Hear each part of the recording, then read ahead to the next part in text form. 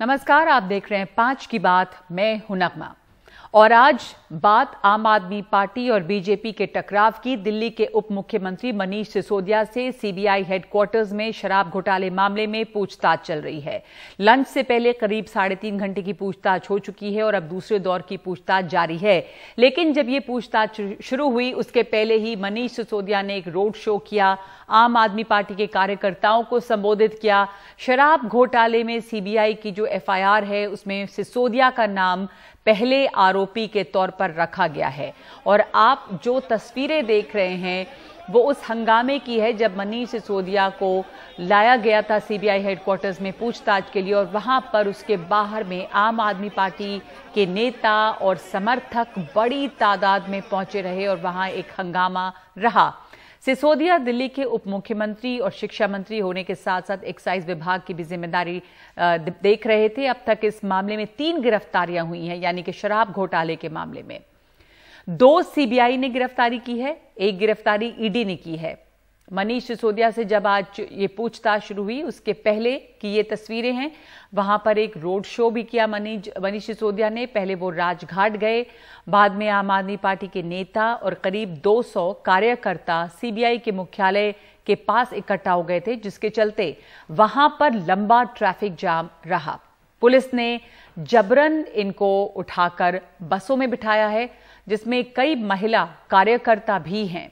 आम आदमी के कई विधायक और एमपी संजय सिंह को भी उठाकर बसों में बिठाकर पुलिस ले गई है। संजय सिंह को हिरासत में लिया गया है। इस दौरान बहुत सारी महिला कार्यकर्ताओं ने ये शिकायत की है कि पुलिस ने उनके साथ बदसलूकी की, तो पुलिस के ऊपर बदसलूकी का आरोप है। सीबीआई मुख्यालय जाने से पहले सिसोदिया ने आप दफ्तर पर पार्टी कार्यकर्ताओं को संबोधित करते हुए बीजेपी पर जमकर हमले किए। गुजरात में भारतीय जनता पार्टी बुरी तरह से हार रही है और आम आदमी पार्टी की सरकार बनने वाली है। इसीलिए बीजेपी घबरा गई है, इसीलिए बीजेपी डर गई है और इसीलिए झूठे केस मेरे ऊपर करवा के मुझको जेल में डालना चाहती है। लेकिन मैं आज आपको ये कहना चाहता हूं कि हम लोग भगत सिंह के लोग हैं, हम जेल जाने से नहीं डरते। आज इनकी तैयारी मुझको जेल में डालने की है। इन्होंने सीबीआई भेज के मेरे घर पे रेड कराई, मेरे घर से कुछ नहीं निकला, आप सब जानते हैं। इन्होंने मेरे बैंक लॉकर तलाश लिए, बैंक लॉकर में से कुछ नहीं निकला, आप सब जानते हैं। इन्होंने मेरे गांव में जाके ढूंढा कि कहीं कोई जमीन खरीद रखी होगी, परिवार में कुछ खरीद रखा होगा, कुछ नहीं निकला, सब जानते हैं। इसलिए आज इनकी तैयारी है कि मुझे जेल में डाल दें। मैं इनकी जेल में डालने से नहीं डरता, इनकी सीबीआई और ईडी से नहीं डरता। मनीष सिसोदिया कह रहे हैं वो जेल में जाने से नहीं डरते, सीबीआई और ईडी से नहीं डरते। तो सीबीआई, ईडी, ये तमाम जांच एजेंसियां अपनी जांच पड़ताल कर रही हैं, लेकिन इस बीच दोनों पार्टियां यानी कि बीजेपी और आम आदमी पार्टी एक दूसरे पर हमलावर हैं। बीजेपी ने आज पूछताछ से पहले सिसोदिया के रोड शो को एक ड्रामा बताया है। संबित पात्रा ने कहा कि ये आम आदमी पार्टी का जश्न भ्रष्टाचार है और जांच के बाद भ्रष्टाचार के मामले में आप नंबर 1 निकलेगी। आज सुबह से ही ड्रामा और आम आदमी पार्टी की नौटंकी हम सभी टेलीविजन के माध्यम से देख पा रहे हैं। कांग्रेस और आम आदमी पार्टी के पापों का जो नौटंकी है वो एक ही किस्म का है। अगर वर्ल्ड कप होगा करप्शन का तो आम आदमी पार्टी उसमें दुनिया की नंबर 1 पार्टी साबित होगी, सिद्ध होगी। तो यह कहना आज अतिशयोक्ति नहीं होगा कि जिस प्रकार की दृश्य आज भारत देख रही है ये आम आदमी पार्टी का सेलिब्रेशन ऑफ करप्शन, जश्न भ्रष्टाचार है। जश्न भ्रष्टाचार उसको बता रहे हैं संबित पात्रा। इधर मनोज तिवारी ने आम आदमी पार्टी पर दिल्ली को लूटने का आरोप लगाया है। जनता के द्वारा इतने भारी बहुमत से चुने हुए लोग अरविंद केजरीवाल जी और उनके साथी मनीष सिसोदिया ये दिल्ली को लूटने में इतना दिमाग लगाए हैं दिल्ली को शराब नगरी बना करके भी अगर लूट होती है तो लूटेंगे, ऐसा पाप किया है और हजारों करोड़ की लूट हुई है। दिल्ली के राजस्व का भी काफी नुकसान हुआ है। तो ऐसे में अगर सारे साक्ष्य जुटाकर सीबीआई कदम फूंक करके आज इस कदम पे पहुंची है कि सीबीआई कोर्ट में पेशी हो, तो मुझे नहीं लगता है कि किसी को इसमें ऐतराज होना चाहिए। उधर सिसोदिया से सीबीआई की पूछताछ की एनडीटीवी की खबर को ट्वीट करते हुए अरविंद केजरीवाल ने लिखा है कि जेल के ताले टूटेंगे, मनीष सिसोदिया छूटेंगे। बल्कि इस बारे में अरविंद केजरीवाल ने बयान भी दिया है। वो गुजरात में दौरे पर हैं।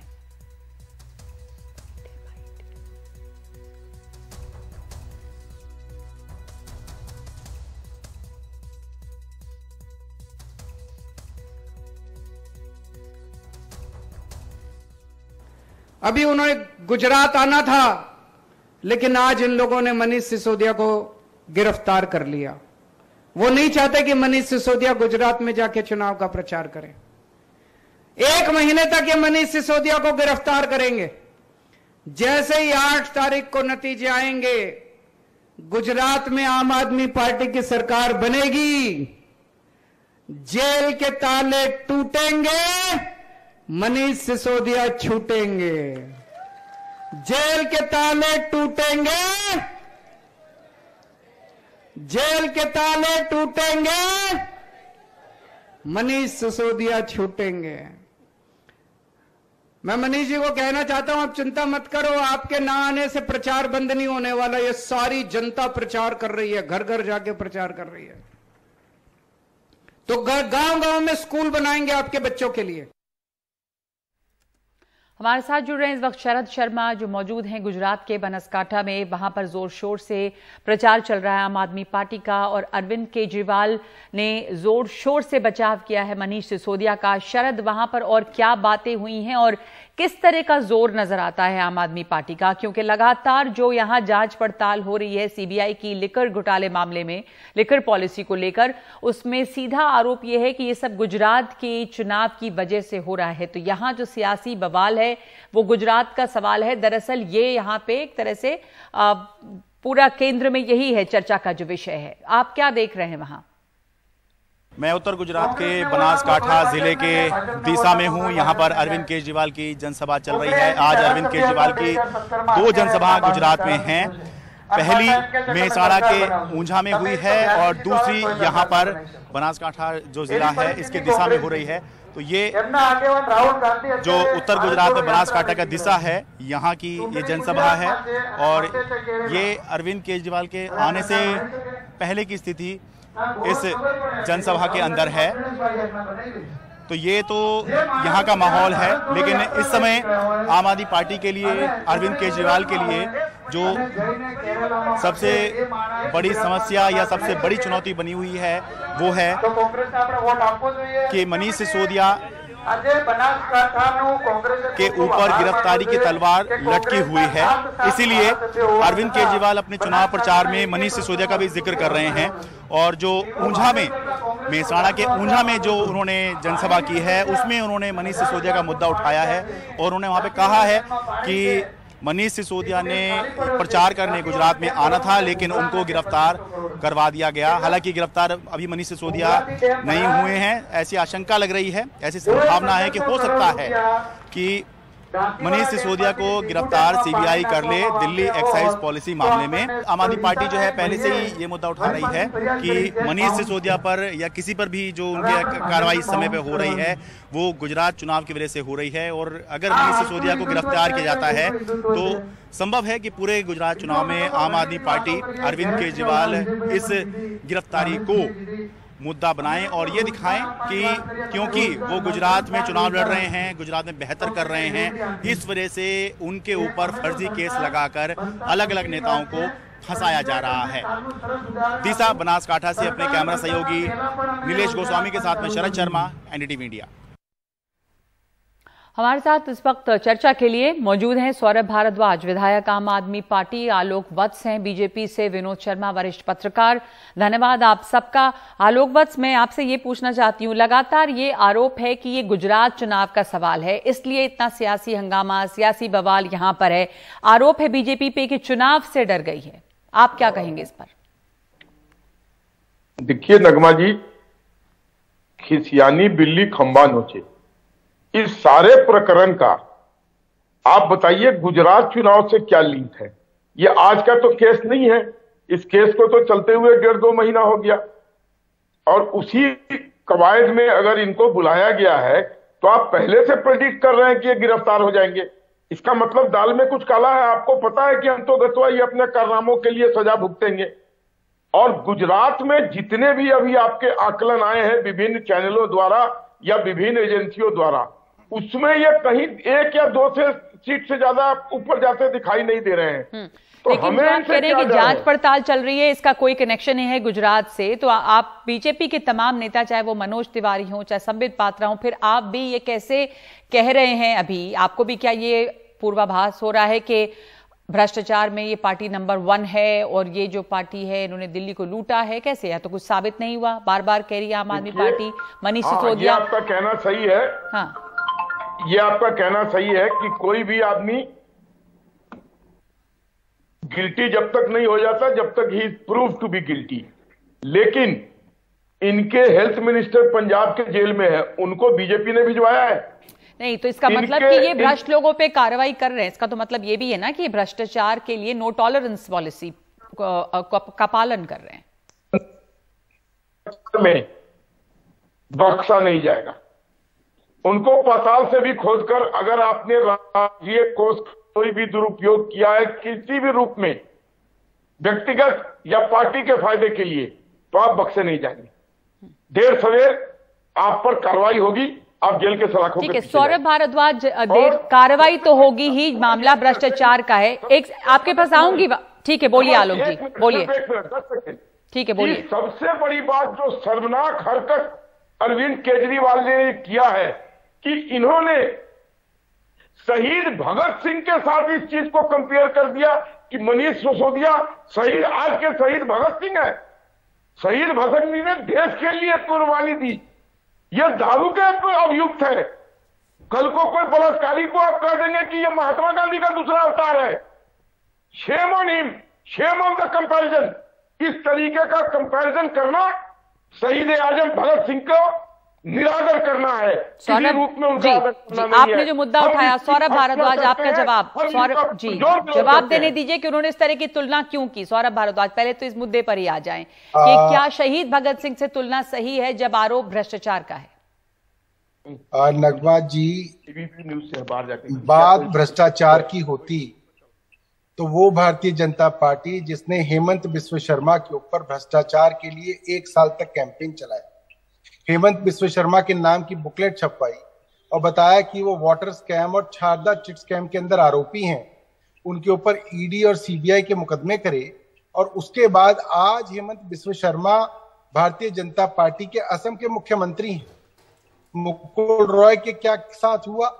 अजीत पवार के खिलाफ ये पानी पी पी के गाली देते थे और रात को 6 बजे, तो रात भर इनकी उनसे चर्चा चली, सुबह 6 बजे उसके साथ शपथ ले रहे थे और उनके साथ सारे भ्रष्टाचार के मुकदमे इन्होंने वापस ले लिए।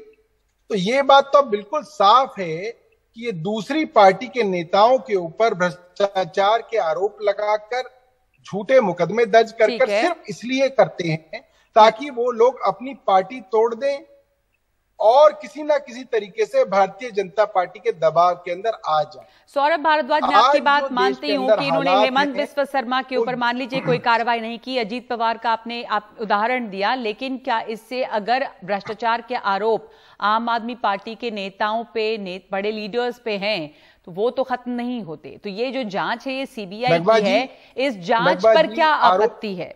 और इस जांच पर क्या आपत्ति है? आरोप जो है नगमा जी, आरोप जो है वो अपोजिशन लगाती है। देखिए, आरोपों को आप तब माना जाता है कि भाई साहब ये अपोजिशन है, इनके पास और कुछ नहीं है, ये सिर्फ आरोप लगा सकते हैं, मगर यहाँ पे भारतीय जनता पार्टी कोई अपोजिशन में कोई ना बैठी। सेंट्रल गवर्नमेंट इनकी है, सीबीआई इनके पास है, ईडी इनके पास है, इनकम टैक्स इनके पास, दिल्ली पुलिस इनके पास। 4 महीने से झूठे आरोप लगा रहे हैं। 4 महीने में ईडी और सीबीआई कम से कम 500 जगह एक्साइज के मामले में छापा मार चुकी है। दिल्ली में, हरियाणा में, क्या कहते हैं, हैदराबाद के अंदर, बेंगलोर के अंदर, महाराष्ट्र में छापे मारे इन्होंने। मैं जानना चाहता हूं कि 500 जगह छापे मारने के बाद मिला क्या? मनीष सिसोदिया के खिलाफ क्या जो सबूत है इन्हें 4 महीने में मिला? जांच है जो 4 महीने पहले, जांच तो अभी पूरी नहीं हुई है, तो जैसे जांच तो अभी पूरी नहीं हुई है। नगमा जी, मैं ये कह रहा हूं कि 4 महीने पहले जो संबित पात्रा और मनोज तिवारी आरोप लगाते थे, 4 महीने बाद भी उनकी वही हालत है, आज भी वही आरोप लगा रहे हैं। अरे भाई, कुछ तो सबूत मिलेगा। और मनीष सिसोदिया जी, जो देश में नहीं पूरी दुनिया में एक इतने अच्छे शिक्षा मंत्री होते हुए जाने जाते हैं, जिन्होंने शिक्षा के अंदर जो इतने बड़े बदलाव किए, गरीबों के बच्चों को आज वो डॉक्टर इंजीनियर बना रहे हैं, ऐसे मंत्री को आप जब जेल में डालेंगे तो जो दुनिया है और जो हमारे गुजरात के लोग हैं और जो देश के लोग हैं वो जान रहे हैं। पर सौरभ भारद्वाज, आपसे वापस मैं सवाल, एक तो आपने शहीद भगत सिंह वाला जो इन्होंने आरोप लगाया कि ये तुलना गलत है, उसका जवाब नहीं दिया, वो अगर आप दोबारा बताना चाहें। जी नगमा जी, मैं उसका जवाब दे देता हूं। देखिए, जैसे अंग्रेजों की सरकार स्वतंत्रता सेनानियों के ऊपर झूठे झूठे मुकदमे डालकर उनको किसी तरीके से जेल में डालती थी, एक मुकदमा हुआ, जेल से निकले तो दूसरा डाल दिया, दूसरा निकला और उसमें अगर बरी हो रहा है तो तीसरा मुकदमा, जैसे भगत सिंह साहब के साथ हुआ, जैसे बाकी स्वतंत्रता सेनानियों के साथ हुआ। आज जो ये सरकार है ये बिल्कुल उसी मॉडल पे चल रहा है और जो देश है वो ऐसा है जैसे कि दूसरी जो है स्वतंत्रता की लड़ाई लड़ी जा रही है। लेकिन आम आदमी पार्टी किस स्वतंत्रता की लड़ाई लड़ रही है? आप तो भ्रष्टाचार को खत्म करने के मुद्दे पर आए और अब कहा जा रहा है कि भ्रष्टाचार के आरोपों में ही अगर लिप्त हैं। दूसरी बात ये कि अभी तक एक सौरभ सवाल पूरा कर लूं, मुझे ये ताज्जुब लगता है कि क्यों अरविंद केजरीवाल या पूरी आम आदमी पार्टी कह रही है कि मनीष सिसोदिया जेल में चले गए या उनको गिरफ्तार कर लिया गया या उन्होंने नारे दिए कि जेल की सलाखें टूटेंगी, मनीष सिसोदिया जो है वो छूटेंगे। वो कहां जेल में? उनसे तो पूछताछ हो रही है, तो ये क्या प्रीमोनिशन हुआ है अभी? मैं आपको बताऊं, सीबीआई जिसको भी गिरफ्तार करती है, आप पूरा मोडस ऑपरेंडी देखिएगा, सीबीआई और ईडी कभी भी गिरफ्तारी सीधा नहीं करती हैं, वे पूछताछ के लिए ही बुलाती हैं और पूछताछ के बुलाने के बाद उनको अरेस्ट किया जाता है और फिर वो गिरफ्तारी हो जाती है। सत्येंद्र जैन साहब के साथ भी ये हुआ और बाकी लोगों के साथ भी ये हुआ कि पूछताछ के बहाने जो है बुलाया जाता है और फिर जो है ये एजेंसी उनको गिरफ्तार कर लेती है।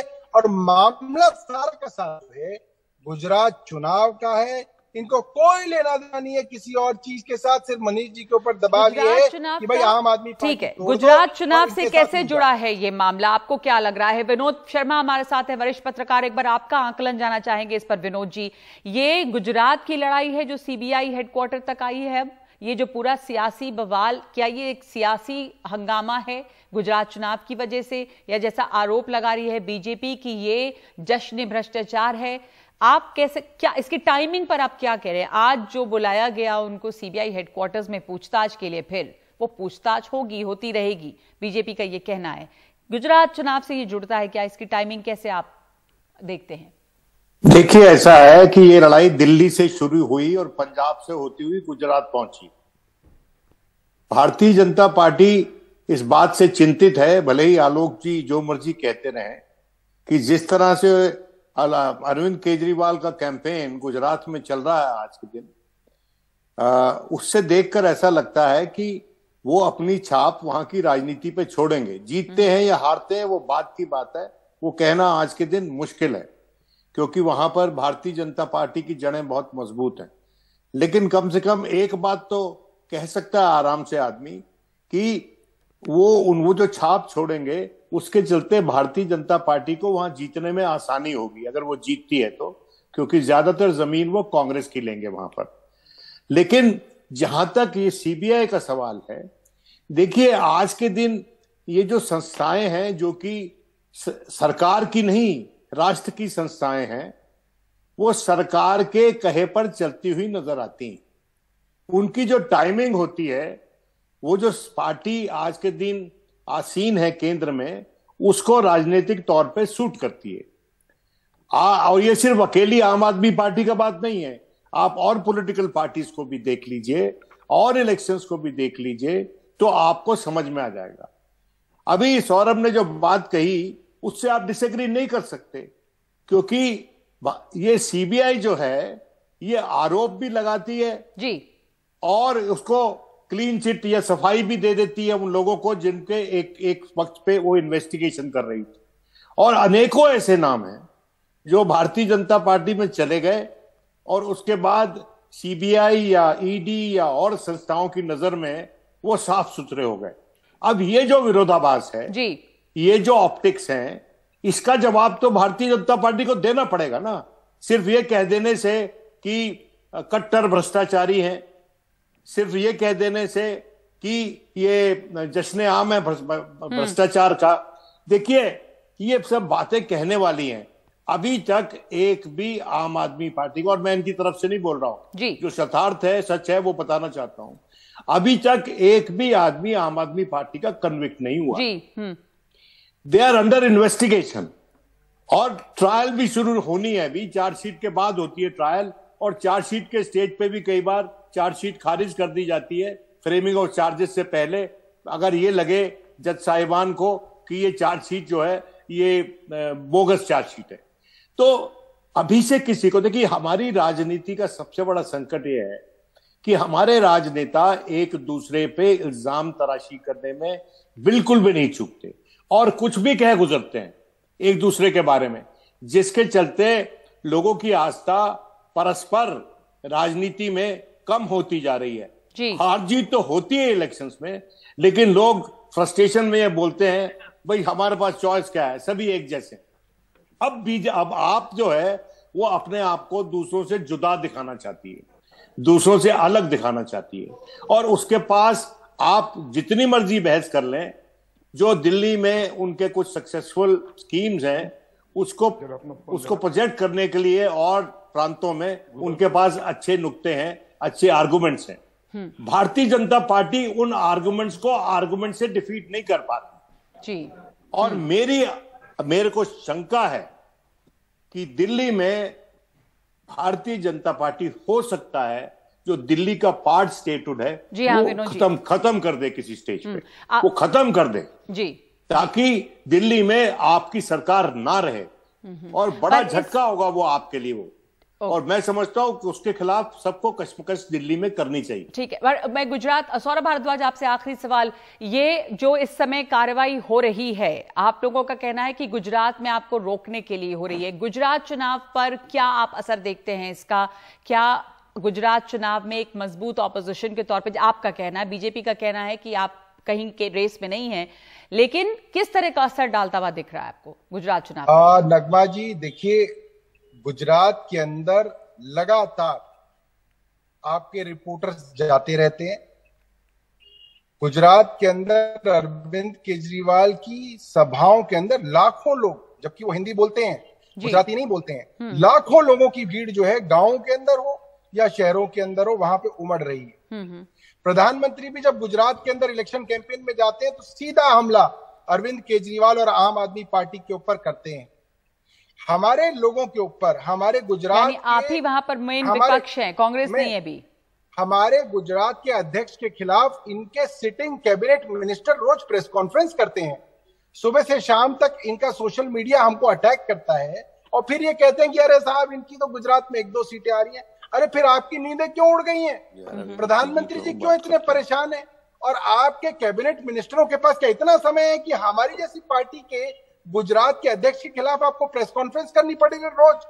इसका कारण ये है कि इनको अब नींद आनी बंद हो गई है गुजरात को सोच सोच के। गुजरात इनकी लेबोरेटरी है, और लेबोरेटरी के अंदर ही अगर भारतीय जनता पार्टी फेल हो गई तो ये पूरे हिंदुस्तान तो आप कह रहे हैं कि ये डर बना हुआ है कि कहीं वहां पर भारतीय जनता पार्टी हार न जाए, और इसी डर से कार्रवाई हो रही है। ये देखना होगा अभी, लेकिन इस बीच में जो चुनाव, जो पूछताछ है जांच एजेंसियों के द्वारा, वो चलती रहेगी। और इसलिए सवाल है कि क्या ये एक सियासी हंगामा है, क्या ये एक, जैसा बीजेपी कह रही है कि ड्रामा है आम आदमी पार्टी की तरफ से, उसका क्या होगा? धन्यवाद आप तमाम लोगों का इसमें शामिल होने के लिए।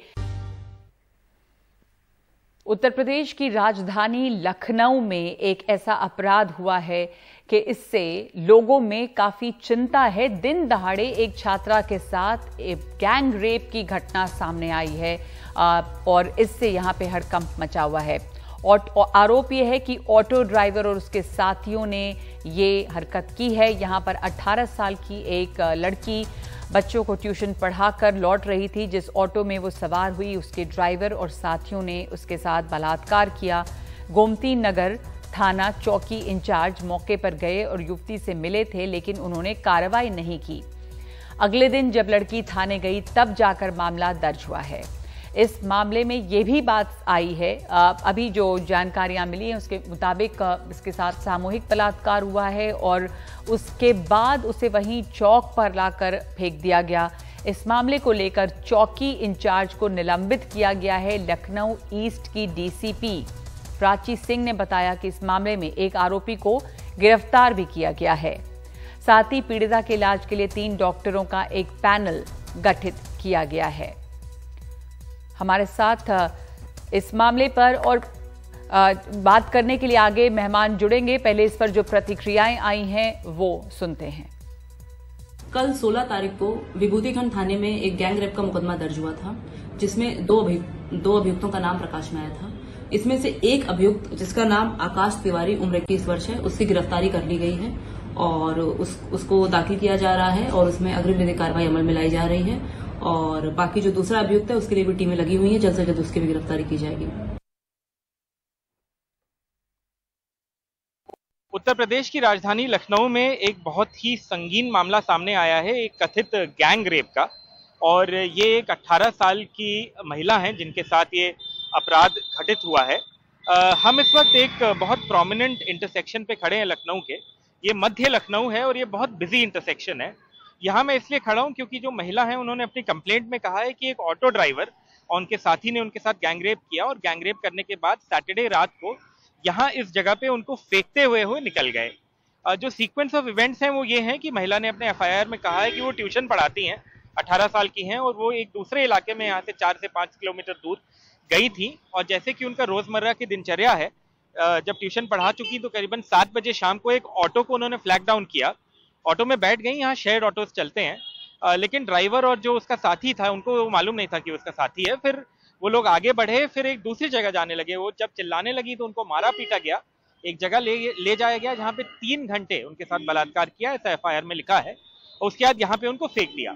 अब एक जो विचित्र बात एफआईआर में लिखी है वो ये है कि उसके बाद वो पुलिस के पास उसी वक्त गई, पुलिस ने उनकी मदद भी थोड़ी बहुत की, लेकिन उसके बाद उनको घर भेज दिया। अब ये समझ में नहीं आ रहा कि ऐसा कैसे हो सकता है। एक संगीन मामला है, रेप का मामला है, तुरंत केस रजिस्टर होना चाहिए। और अगर पुलिस उनके साथ थी तो ऐसा क्यों नहीं हुआ।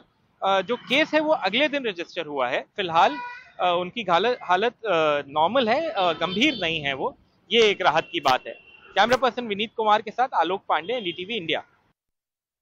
हमारे साथ बीजेपी नेता शांत प्रकाश जाटव मौजूद हैं इस वक्त। आपकी प्रतिक्रिया इस मामले पर। लखनऊ उत्तर प्रदेश की राजधानी, जहां पर इतनी सख्ती और ऐसे सख्त और अच्छे प्रशासन की बात होती है, अपराधियों के हौसले बढ़े हुए नहीं अगर हैं तो ऐसी घटना वहां पे होती है और उस पर कार्रवाई भी देर से होती है। मतलब थोड़ी बहुत मदद करके उन्हें वापस भेज दिया गया जो पीड़िता थी, एफआईआर भी एक दिन के बाद दर्ज होती है। शांत प्रकाश जाटव जी।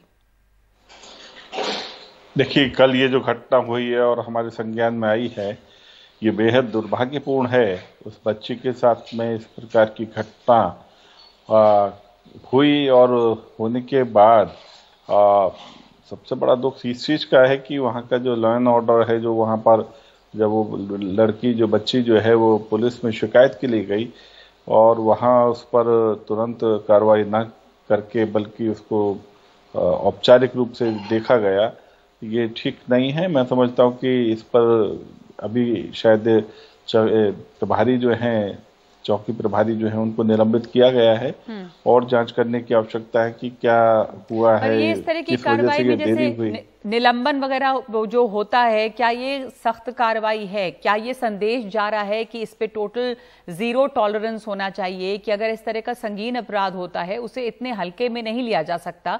अगर ये शासन की तरफ से सख्त संदेश जाता है तो प्रशासन काम करता है। देखिए, जो शुरुआती तौर पर जो भी कुछ किया जाएगा ना जांच से पहले, तो उसको निलंबित ही किया जाएगा।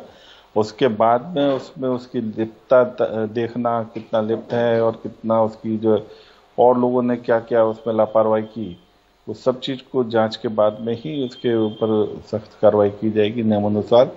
मगर ये अच्छा है कि इनिशियली जैसे ही इस चीज के बारे में ध्यान में विषय आया तो चौकी प्रभारी को निलंबित किया गया है।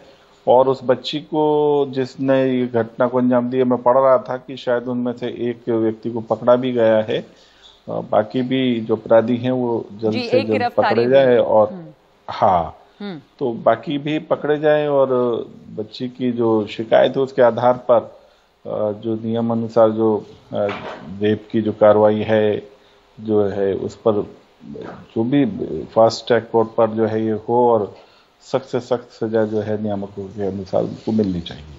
जी, तो आप कह रहे हैं ये हरकत तो गलत हुई है, इसके ऊपर कार्रवाई सख्त होनी चाहिए थी। शुरुआत में निलंबन हुआ है, एक आरोपी जो है उसे शायद गिरफ्तार किया गया है।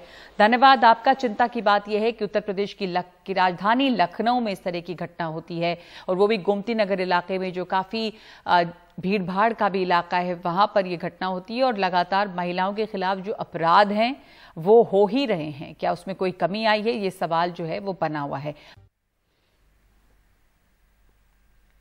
महाराष्ट्र में बीजेपी ने अंधेरी ईस्ट विधानसभा उपचुनाव से अपना उम्मीदवार अब वापस ले लिया है। बीजेपी प्रदेश अध्यक्ष चंद्रशेखर बावनकुले ने नागपुर में ये घोषणा की है। ऋतुजा लटके की जीत का रास्ता अब इसके बाद खुला है। ऋतुजा ने सभी का आभार माना है। इससे पहले शरद पवार और एमएनएस के प्रमुख राज ठाकरे ने बीजेपी से अपील की थी कि वो अंधेरी पूर्व से विधानसभा उपचुनाव में शिवसेना उद्धव गुट की उम्मीदवार ऋतुजा लटके का समर्थन करें। पवार ने याद दिलाया कि बीजेपी के दिवंगत नेता गोपीनाथ मुंडे के निधन के बाद उनकी सीट पर हुए उपचुनाव में मुंडे के परिजन के खिलाफ एनसीपी ने उम्मीदवार खड़ा नहीं किया था।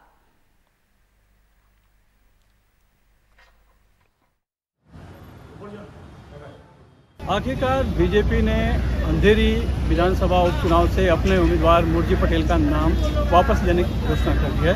यानी कि रमेश लटके जिनका कि निधन हो गया था, जो विधायक थे, उनकी पत्नी ऋतुजा लटके की जीत का रास्ता अब बिल्कुल खुल चुका है। ये घोषणा बीजेपी के प्रदेश अध्यक्ष चंद्रशेखर बावनकुले ने नागपुर में की और इससे अब जो एक लड़ाई थी वहाँ पर राजनीतिक जो संघर्ष था, टकराव था, वो खत्म हो गया है। लेकिन ये होना चाहिए था बहुत पहले, जबकि चुनाव की घोषणा हुई थी और नामांकन नहीं भरा गया था। लेकिन इसकी शुरुआत हुई नामांकन भरने के बाद, यानी 14 अक्टूबर को मुर्जी पटेल ने और ऋतुजा लटके ने, दोनों ने हजारों की संख्या में अपने साथ समर्थकों के साथ जाकर नामांकन भरा और शक्ति प्रदर्शन हुआ। लेकिन उसके बाद राज ठाकरे जो हैं एमएनएस के प्रमुख, उन्होंने एक पत्र लिख दिया देवेंद्र फडणवीस को कि जो महाराष्ट्र की राजनीतिक परंपरा रही है कि किसी जनप्रतिनिधि की अगर मौत होती है, उसके घर का कोई अगर चुनाव मैदान में आता है तो उसके सामने उम्मीदवार नहीं खड़ा किया जाता है, तो उसका कहीं ना कहीं पालन होना चाहिए और यही सच्ची श्रद्धांजलि होगी रमेश लटके के लिए। तो लिहाजा उसके तुरंत बाद शरद पवार ने भी उसको बात की समर्थन कर दिया और उन्होंने गोपीनाथ मुंडे के निधन के बाद किस तरह से हमने उम्मीदवार नहीं दिया था ये याद दिलाई। और खुद एकनाथ शिंदे उठ के, जो कि उद्धव ठाकरे का खुद विरोधी है और शिवसेना में बगावत करके जो मुख्यमंत्री बने हैं, उनकी तरफ से भी विधायक प्रताप सरनाईक ने एक पत्र लिखकर कहा कि आप बीजेपी से बात कीजिए।